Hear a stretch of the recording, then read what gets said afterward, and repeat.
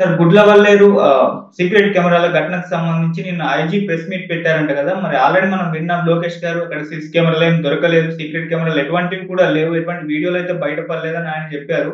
మరి ఐజీ ఏం చెప్తున్నారు? అక్కడ కెమెరాలు ఉన్నాయా? లేవా? వీళ్ళకి సంబంధించిన వీడియోలు బయట పడ్డాయా? లేవా? మొత్తంగా దీనికి సంబంధించిన వివరాలు ఏంటి సార్? ఇప్పటివరకు ఎటువంటి అప్డేట్స్ వచ్చాయి? ఇక్కడ ఏందంటే ముందుగానే తెలుగుదేశం వాళ్ళు లోకేష్ గాని, లేకపోతే తెలుగుదేశాన్ని సపోర్ట్ చేస్తున్న షర్మిల లాంటి వాళ్ళు అసలు అక్కడ కెమెరాలు ఏమీ లేవని ముందుగానే చెప్పేశారు. క్లీన్ చిట్ ఇచ్చారు. నిజానికి ఆ రిపోర్ట్ వచ్చే వరకు ఆగాల్సింది వాళ్ళు.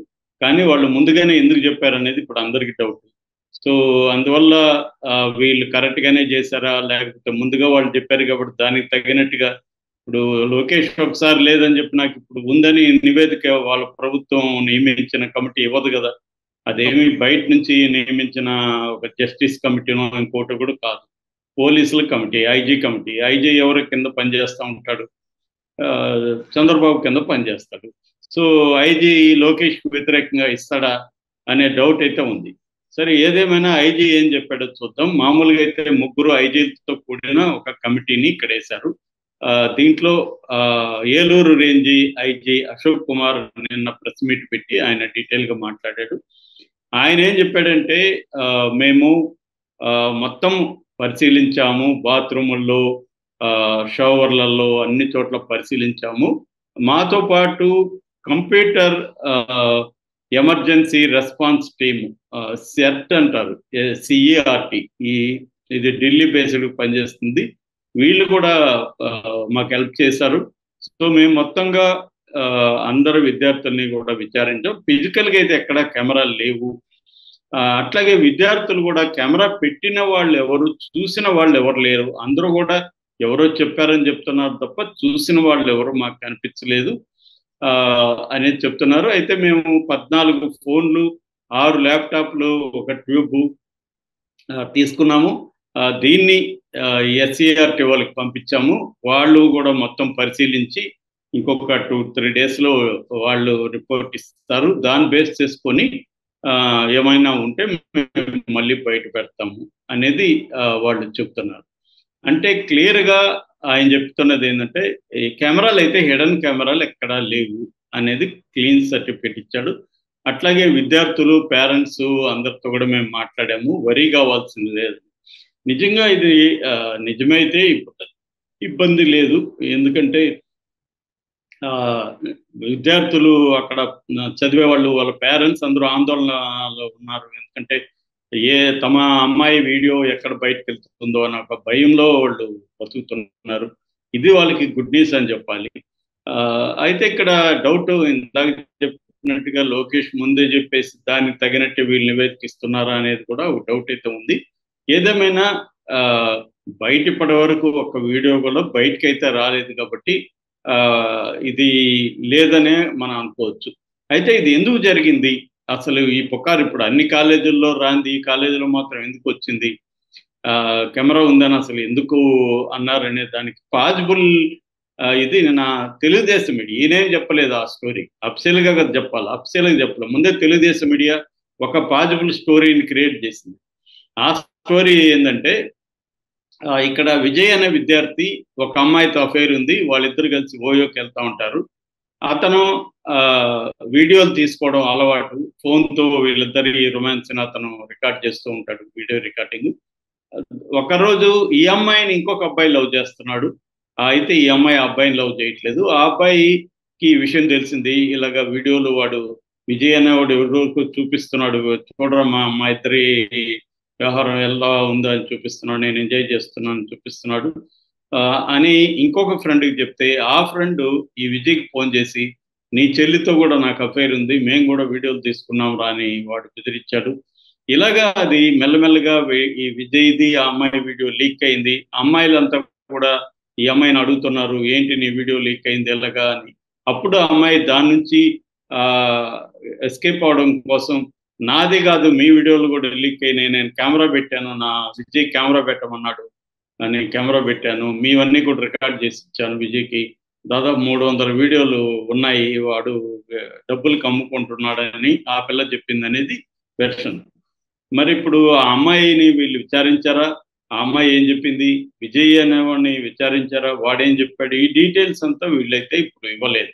ఇదంతా తెలుగుదేశం క్రియేట్ చేసిందా, లేకపోతే తెలుగుదేశం మీడియా తప్పించుకోవడానికి చేసిందా, కొంత డౌట్లు వస్తున్నాయి. ఇది అంటే ఇది ఫెయిర్ గా జరిగిందా ఈ ఎంక్వైరీ అంతా, లేకపోతే వీళ్ళెందుకు ఇంత అత్యుత్సాహం చూపిస్తున్నారు. పైగా ఇదంతా వైసీపీ పని అని కూడా నిందించారు మొన్నటి వరకు.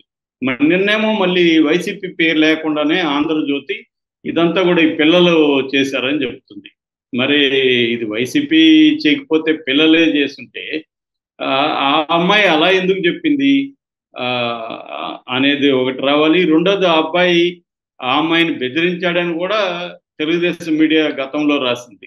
అంటే ఆ అమ్మాయి బ్లాక్మెయిల్ చేశాడు ఆ అబ్బాయి అనేది కూడా రాసింది. ఇంకొక వెర్షన్ ఏం చెప్తున్నారంటే ఈ అమ్మాయి తెలుగుదేశం నాయకుడు కూతురని కూడా చెప్తున్నారు. అందుకని దీన్ని హర్షప్ చేయడానికి ఒక ఐజీ లెవెల్లో కమిటీ వేసి డ్రామా ఆడుతున్నారు. నిజంగా కమిటీ వేయాలంటే సిట్టింగ్ జడ్జితో వేయాలి. అప్పుడే కొంతవరకు ఇండిపెండెంట్ విచారణ జరిగి నిజాలు బయటకు వస్తాయి. కానీ వీళ్ళే ఒక పోలీసుల కమిటీ వేసి శిశు సంక్షేమ శాఖ ప్లస్ పోలీసులు వీళ్ళు ఈ రెండు కూడా ప్రభుత్వ ఆధ్వర్యంలో పనిచేసేవి. వాళ్ళు అనుకున్నట్టు వాళ్ళు అడిగినట్టే వీళ్ళు ఇస్తారు కదా నివేదిక. సో ఇది డౌట్ అయితే ఉంది. నాకు తెలిసి ఇది ఇంకా దేనికి ఇంతకంటే ముందుకు వెళ్ళే పరిస్థితి లేదు. ఒకవేళ ఆ వీడియోలు ఏమన్నా బయటకు వెళ్తే మాత్రమే అప్పుడు మళ్ళీ ఇది ఫ్లేరప్ అయ్యే అవకాశం ఉంది. ఏదేమైనా దీంట్లో ఒక ఊరట ఏంటంటే ఇందాక చెప్పినట్టుగా పేరెంట్స్కి ఒక భద్రత కలుగుతుంది. అట్లాగే కాలేజ్ యాజమాన్యానికి కూడా, శేషాద్రి ఇంజనీరింగ్ కాలేజ్ యాజమాన్యానికి కూడా ఈ కమిటీ కొన్ని సూచనలు భద్రతకు సంబంధించి ఎలాంటి జాగ్రత్తలు తీసుకోవాలి ఇవన్నీ చెప్పామని చెప్తున్నారు. ఒక్కొక్కసారి కొన్నిసార్లు ఒకవేళ ఇది అబద్ధమా నిజమా, ఈ నివేదిక కరెక్టా కాదనేది పక్కన పెడితే దీని ఫలితంగానే మనం చూస్తే నిజంగా జరుగున్నా కూడా జరగలేదని చెప్పగలిగి నమ్మించగలిగితే మంచిదే. ఎందుకంటే పేరెంట్స్కి పిల్లలకి ఒక ఈ గిలి భయం అనేది ఏదైతే ఉంటుందో అది పోతుంది దీనివల్ల. లేదంట కెమెరాలు మనమేం వీడియోలు బయటకు రాలేదంట అన్న ఒక అస్యూరెన్స్ వాళ్ళకి రావడం వల్ల వాళ్ళు ప్రశాంతంగా ఉండగలుగుతారు. లేదంటే మన వీడియోలు ఎక్కడ బయటకు వస్తాయనో ఒక టెన్షన్ వాళ్ళల్లో ఉంటుంది. చదువు మీద ఫోకస్ చేయలేరు. సో ఇది ప్రాబ్లం. ఇక్కడ ఏంటంటే మన ఇవాళ ఉన్న కాంటెంపరీగా ఉన్న అబ్బాయిలు అమ్మాయిలు ఇంజనీరింగ్ కాలేజ్ కానీ లేకపోతే మామూలుగా ఇప్పుడు హై స్కూల్ స్టాండర్డ్లోనే అఫైర్లనే మొదలవుతున్నాయి. సెల్ ఫోన్లు అందరికి వెళ్ళిపోయినాయి. సెల్ ఫోన్లలో వీడియోలు తీసుకోవడం అనేది కామన్. వాళ్ళు ప్రతి ఒక్కరికి వీడియోలు తీసుకోవాలని కోరుకుంటుంది. రెండవది, నేను ఇంతకు ముందు కూడా 2 సార్లు చెప్పాను, ఇవాళ పోర్న్ సైట్లు కూడా ఎలాంటి మోడల్లో ఉన్నాయంటే యూట్యూబ్ మోడల్లో ఉన్నాయి. నువ్వు పోర్న్ వీడియో దాంట్లో పెడితే దాని వ్యూవర్స్ పెరిగితే నీకు డబ్బులు కూడా వస్తుంది. అంటే మనం యూట్యూబ్లో ఒక ఛానల్ ఎలా పెట్టుకుంటామో పోర్న్లో కూడా మనం అంటూ ఒక ఇండిపెండెంట్గా మనం ఒక ఛానల్ పెట్టుకోవచ్చు.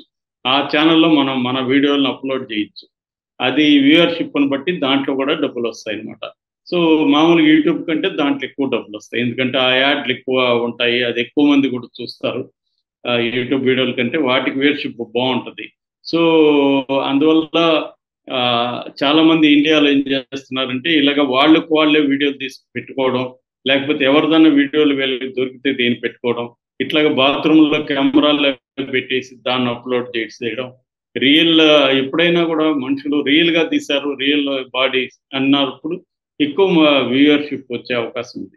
ఇప్పుడు కూడా ఈ వీడియోలు కోసం చాలా మంది సెర్చ్ చేశారని గూగుల్లో డేటా మనకు కనబడుతుంది. ఆ వీడియోలు చూద్దామని ఉగులాటం చాలా మందికి ఉంది.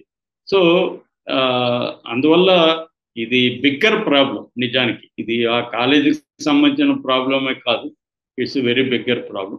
దీని నుంచి ప్రికాషన్స్ వచ్చి కాలేజీల్లో కొంత జాగ్రత్తగా ఉండడం ఒకటి. 2, అమ్మాయిలు కౌన్సిలింగ్ కూడా అవసరం. ఒకవేళ మీ న్యూడ్ వీడియో బయటకు వెళ్ళినా కూడా మీరేమీ టెన్షన్ పడాల్సిన అవసరం లేదని పేరెంట్స్ చెప్పాలి. కాలేజీ లెక్చరర్లు కూడా వీళ్ళు కూడా సైకాలజిస్టులను పెట్టి కౌన్సిలింగ్ ఇవ్వడం అనేది కూడా అవసరం అన్నమాట. సో బేసిక్గా అయితే ఒక గిలి అనేది పోయినట్టుగా మనకు కనబడుతుంది. Thank you so much.